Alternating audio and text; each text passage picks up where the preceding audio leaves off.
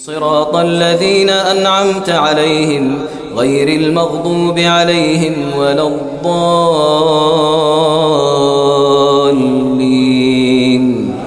آمين۔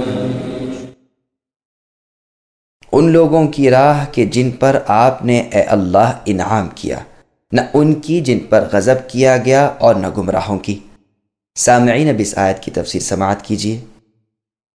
انعام یافتہ سے کون مراد ہے؟ اس کا بیان پہلے گزر چکا ہے کہ بندے کے اس قول پر اللہ کریم فرماتے ہیں کہ یہ میرے بندے کے لیے ہے اور میرے بندے کے لیے ہے جو کچھ وہ مانگے۔ یہ آیت تفسیر ہے صراط مستقیم کی، اور نحویوں کے نزدیک یہ اس سے بدل ہے اور عطف بیان بھی ہو سکتی ہے، واللہ اعلم۔ اور جن پر باری تعالیٰ کا انعام ہوا ان کا بیان سورہ نساء میں ہے۔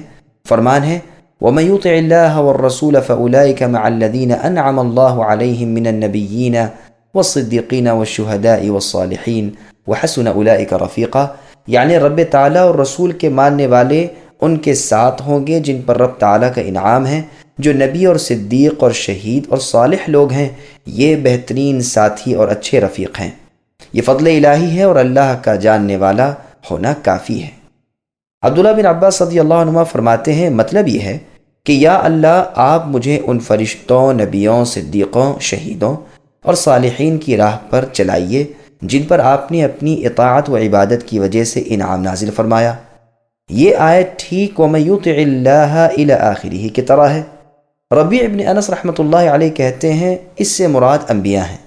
ابن عباس رضی اللہ عنہما اور مجاہد رحمۃ اللہ علیہ فرماتے ہیں رسول اللہ صلی اللہ علیہ وسلم اور آپ کے صحابہ رضی اللہ عنہم مراد ہیں۔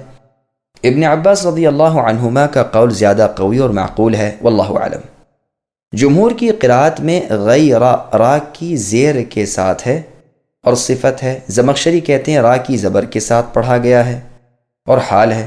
رسول اللہ اور عمر بن الخطاب رضی اللہ عنہ کی قرأت یہی ہے، اور ابن کثیر رحمۃ اللہ علیہ سے بھی یہی روایت کی گئی ہے۔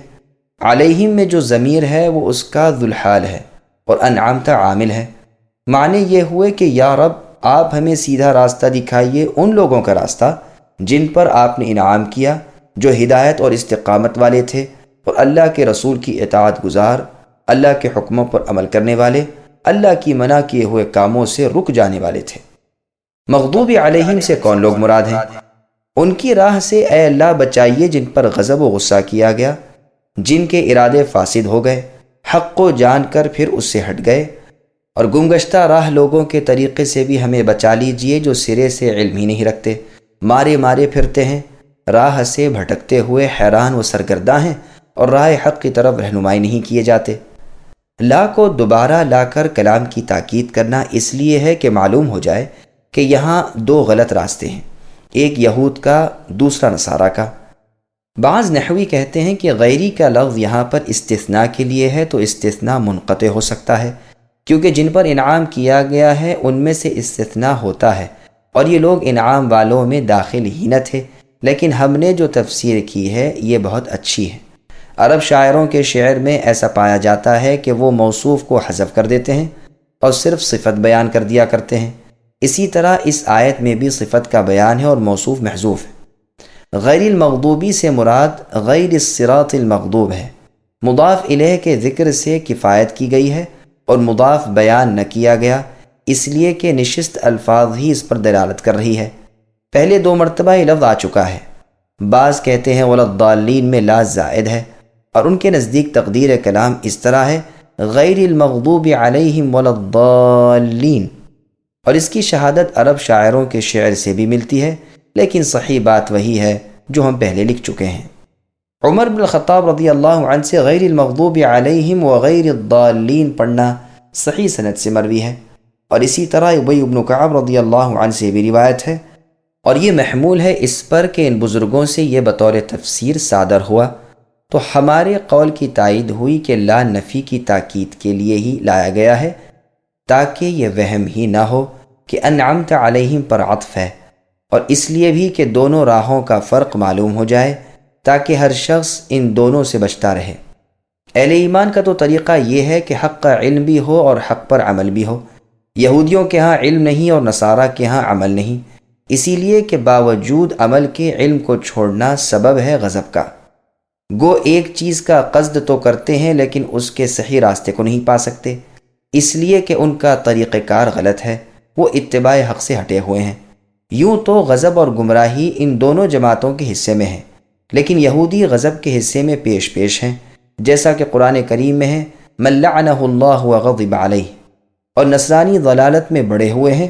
فرمان الہی ہے قد ضلوا من قبل واضلوا كثيرا وضلوا عن سواء السبیل، یعنی یہ نصرانی پہلے ہی سے گمراہ ہیں اور بہت سے لوگوں کو گمراہ کر بھی چکے ہیں اور سیدھی راہ سے بھٹکے ہوئے ہیں۔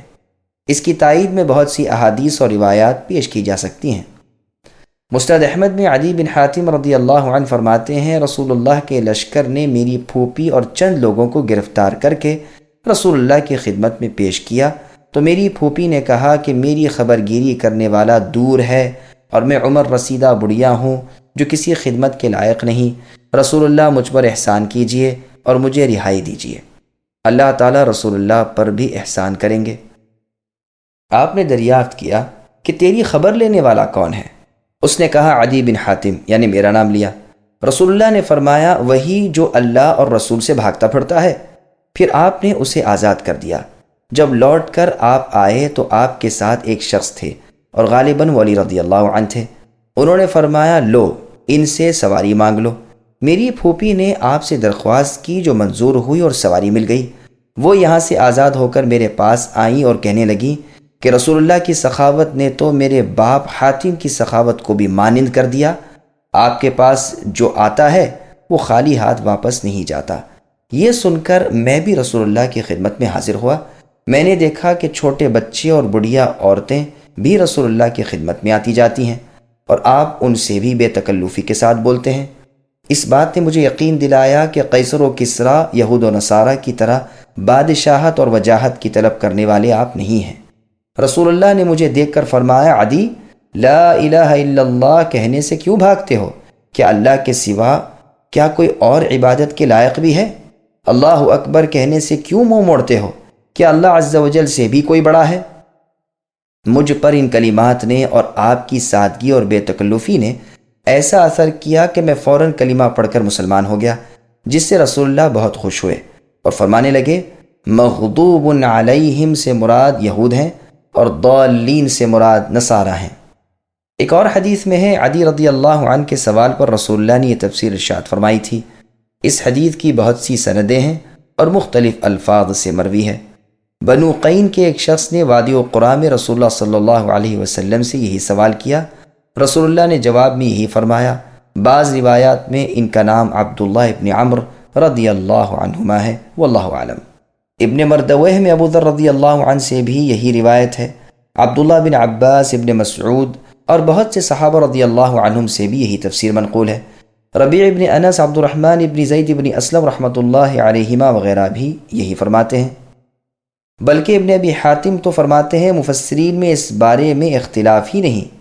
ان ائمہ کی اس تفسیر کی دلیل ایک تو وہ حدیث ہے جو پہلے گزری، دوسری سورہ بقرہ کی وہ آیت جس میں بنی اسرائیل کو خطاب کر کے کہا گیا ہے بئس ما اشتروا بہ انفسہم۔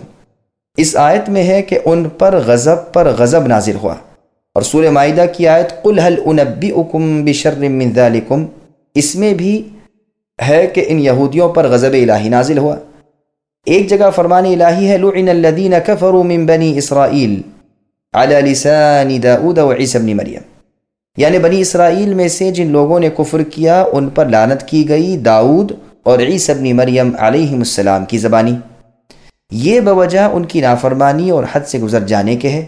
یہ لوگ کسی برائی کے کام سے آپس میں روک ٹوک نہیں کرتے تھے، یقیناً ان کے کام بہت برے تھے۔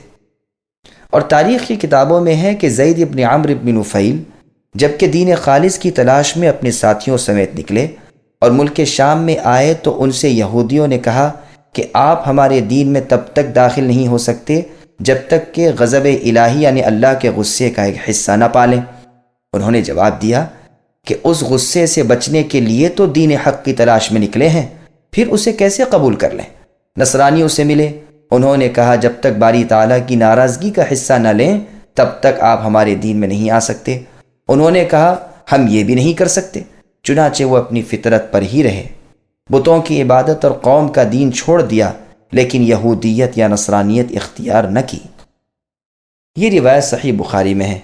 البتہ زید کے ساتھیوں نے عیسائی مذہب قبول کر لیا، اس لیے کہ یہودیوں کے مذہب سے یہ ملتا جلتا تھا۔ انہی میں ورقہ بن نوفل تھے۔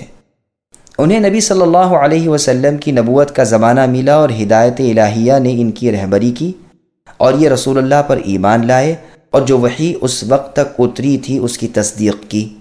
مسئلہ، ضاد اور ظا کی قرات میں فرق۔ ضاد اور ظا کی قرات میں بہت باریک فرق ہے، اور یہ فرق ہر ایک کے بس میں نہیں، اس لیے علماء کرام کا صحیح مذہب یہ ہے کہ یہ فرق معاف ہے۔ ضاد کا صحیح مخرج تو یہ ہے کہ زبان کے اول کنارے اور اس کے پاس کی داڑھیں، اور ظا کا مخرج زبان کا ایک طرف اور سامنے والے اوپر کے دو دانت کے کنارے۔ دوسرے یہ کہ یہ دونوں حرف مجہورہ اور رخوہ اور مطبقہ ہیں، پس اس شخص کو جسے ان دونوں میں تمیز کرنا مشکل معلوم ہو اسے معاف ہے کہ ضاد کو ظا کی طرح پڑھ لے۔ ایک حدیث میں ہے کہ ضاد کو سب سے زیادہ صحیح پڑھنے والا میں ہوں، لیکن یہ حدیث بالکل بے اصل اور لاپتہ ہے۔ سورہ فاتحہ کا خلاصہ، یہ مبارک سورت نہایت کارآمد مضامین کا مجموعہ ہے۔ ان 7 آیات میں اللہ تعالیٰ کی حمد، اللہ کی بزرگی اور اللہ کی ثنا و صفت اور اللہ کے پاکیزہ ناموں کا اور اللہ کی بلند و بالا صفتوں کا بیان ہے۔ ساتھ ہی قیامت کے دن کا ذکر ہے اور بندوں کو ارشاد ہے کہ وہ اس مالک یعنی اللہ سے سوال کریں، اللہ کی طرف تضرع و زاری کریں، اپنی مسکینی اور بے کسی کا اقرار کریں اور اللہ کی عبادت خلوص کے ساتھ کریں، اور اللہ کی توحید الوہیت کا اقرار کریں اور اللہ کو شریک، نظیر اور مثل سے پاک اور برتر جانیں۔ صراط مستقیم کی اور اس پر ثابت قدمی کی اللہ سے مدد طلب کریں، اور یہی ہدایت انہیں قیامت والے دن پل صراط سے بھی پار اتارے اور نبیوں، صدیقوں اور صالحوں کے پڑوس میں جنت الفردوس میں جگہ دلوائے۔ ساتھ ہی اس صورت میں نیک اعمال کی ترغیب ہے تاکہ قیامت کے دن نیکوں کا ساتھ ملے، اور باطل راہوں پر چلنے سے ڈراوا ہے تاکہ قیامت کے دن بھی ان کی جماعتوں سے دوری ہو۔ یہ باطل پرست یہود و نصارہ ہیں۔ اس باریک نکتے پر بھی غور کیجئے کہ انعام کی اسناد تو اللہ تعالیٰ کی طرف کی گئی اور انعمتا کہا گیا، اور غضب کی اسناد نہیں کی گئی۔ یہاں فاعل حذف کر دیا اور مغضوب علیہم کہا گیا۔ اس میں پروردگار عالم کی جناب میں ادب کیا گیا ہے۔ دراصل حقیقی فاعل اللہ تعالیٰ ہی ہے، جیسے اور جگہ ہے غضب اللہ علیہم، اللہ تعالیٰ ان پر غصہ ہوئے، اور اسی طرح ضلالت کی اسناد بھی ان کی طرف کی گئی جو گمراہ ہیں۔ حالانکہ اور جگہ ہے من یہد اللہ فہو المہتد، یعنی جس کو اللہ تعالیٰ راہ دکھا دیں وہ راہ یافتہ ہے، اور جسے وہ گمراہ کر دیں اس کا ولی اور مرشد کوئی نہیں۔ اور جگہ فرمایا من یضلل اللہ فلا ہادی لہ، یعنی اللہ جسے گمراہ کر دیں اس کا ہادی کوئی نہیں۔ وہ کفار و مشرکین تو اپنی سرکشی میں بہکے رہتے ہیں۔ اسی طرح اور بھی بہت سی آیات ہیں جن سے ثابت ہوتا ہے کہ راہ دکھانے والے اور گمراہ کرنے والے صرف اللہ سبحانہ و تعالیٰ ہی ہیں۔ قدریہ فرقہ جو ادھر ادھر کی متشابہ آیات کو دلیل بنا کر کہتا ہے کہ بندے خود مختار ہیں، وہ خود پسند کرتے ہیں، یہ غلط ہے۔ صریح اور صاف صاف آیات ان کے رد کی موجود ہیں، لیکن باطل پرست فرقوں کا یہی قاعدہ ہے کہ صراحت کو چھوڑ کر متشابہ کے پیچھے لگا کرتے ہیں۔ صحیح بخاری کی حدیث میں ہے کہ جب تم ان لوگوں کو دیکھو جو متشابہ آیات کے پیچھے لگتے ہیں تو سمجھ لو کہ انہی لوگوں کا اللہ تعالیٰ نے نام لیا ہے، تم ان کو چھوڑ دو۔ رسول اللہ کا اشارہ اس فرمان میں اس آیت مبارکہ کی طرف ہے، یعنی سورہ آل عمران کی آیت نمبر 7، فَأَمَّا الَّذِينَ فِي قُلُوبِهِمْ زَيْغٌ، یعنی جن لوگوں کے دل میں کجی ٹیڑھا پن ہے وہ متشابہ کے پیچھے لگتے ہیں فتنوں اور تعویل کو ڈھونڈنے کے لیے۔ بس الحمدللہ بدعتیوں کے لیے قرآن کریم میں صحیح دلیل کوئی نہیں۔ قرآن کریم تو حق و باطل، ہدایت و ضلالت میں فرق کرنے والے کے لیے آیا ہے۔ اس میں تناقض یعنی آپسی ٹکراؤ اور اختلاف نہیں، یہ تو حکیم و حمید، حکمت والے اور لائق تعریف اللہ تعالیٰ کا نازل کردہ قرآن ہے۔